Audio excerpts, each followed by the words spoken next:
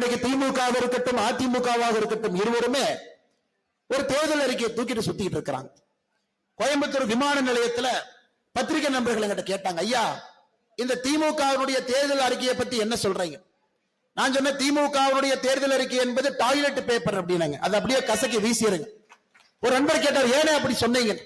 நான் ஏன் சொன்னேன் என்று சொல்லுகின்றேன் கேளுங்கள். 2021 நம்முடைய சட்டமன்ற தேர்தலுக்கு திமுக ஒரு தேர்தல் அறிக்கை கொடுத்தான். என்ன கொடுத்தான்? நகை கடன் தள்ளுபடி, கல்வி கடன் தள்ளுபடி, பெட்ரோல் டீசல் விலை 5 ரூபாய் 4 ரூபாய் குறைப்பு, இந்த மாதிரி பல கதைகள் எழுதி 100 நாள் வேலை வாய்ப்பு திட்டம் 100 நாள்ல இருந்து 150 நாட்களாக உயர்த்துவோம், ஒரு சிலிண்டருக்கு 100 ரூபாய் மானியம் கொடுப்போம், இந்த மாதிரி பல விஷயத்தை எழுதியிருந்தாங்க. இன்னைக்கு 33 மாதம் கிட்டத்தட்ட திமுகவுடைய ஆட்சியில பாதி காலம் முடிஞ்சு போச்சுங்கம்மா. பாதி காலம் முடிஞ்சது திமுக. அதன் பிறகு பாராளுமன்ற தேர்தலுக்கு ஒரு அறிக்கையை தூக்கிட்டு வர்றான். நாங்க ஆட்சிக்கு வந்தா பெட்ரோல் டீசல் 75 ரூபாய் கொடுப்போம். இப்பதான் நம்முடைய பாரத பிரதமர் நரேந்திர மோடி அவர்கள் கடந்த 2 வருடங்கள்ல பெட்ரோல் டீசல் விலையை மட்டுமே 3 முறை குறைத்திருக்கின்றார். இப்ப 2 ரூபாய் குறைச்சு, போன தீபாவளிக்கு 10 ரூபாய் 7 ரூபாய்.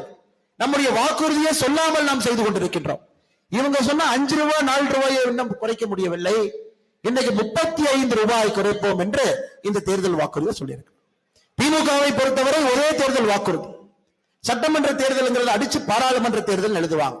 5 ரூபாய் 4 ரூபாய் அடிச்சு 65 ரூபாய் எழுதுவாங்க. திரும்ப அதை கொண்டு வந்து மக்கள் மன்றத்துல காட்டுவாங்க. 2024 பாராளுமன்ற தேர்தல் தோற்ற பிறகு மறுபடியும் இந்த தேர்தல் அறிக்கை எடுத்து பாராளுமன்ற தேர்தல் அழிச்சு சட்டமன்றம் எழுதுவாங்க.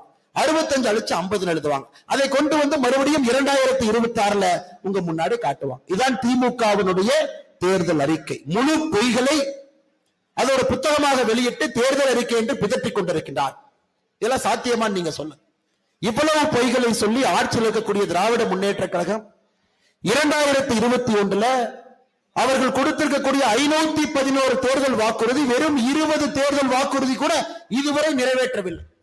தொடர்ந்து நான் சொல்லிக் கொண்டிருக்கின்றேன், முதலமைச்சர் அவர்களே 99% தேர்தல் வாக்குறுதி நிறைவேற்றிவிட்டேன் என்று சொல்லுகின்றீர்களே, தயவு செஞ்சு வெள்ளை அறிக்கை கொடுங்க. வெள்ளை அறிக்கை கொடுங்க. ஒரு தேர்தல் வாக்குறுதி அதை எடுத்து படிக்கலாம். அதை செஞ்சுட்டீங்கன்னா கீழே செஞ்சுட்டோன்னு எழுதுங்க. எந்த தேதி செஞ்சுட்டோன்னு எழுதுங்க. மக்களுக்கு நியூஸ் பேப்பர்ல ஒரு அட்வர்டைஸ்மெண்ட் கொடுங்க.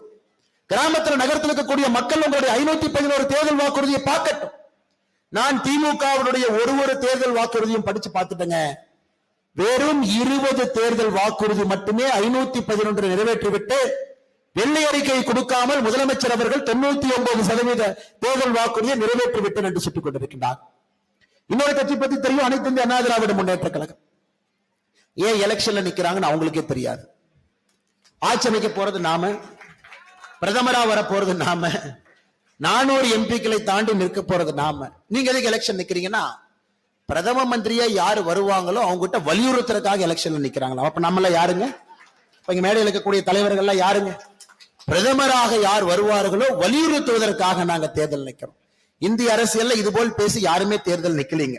அனைத்து இந்திய அண்ணா திராவிட முன்னேற்ற கழகத்தினுடைய தலைவர் சொல்லுகின்றார், வலியுறுத்துவதற்காக நாங்கள் தேர்தலை களம் காண்கின்றோம் என்று.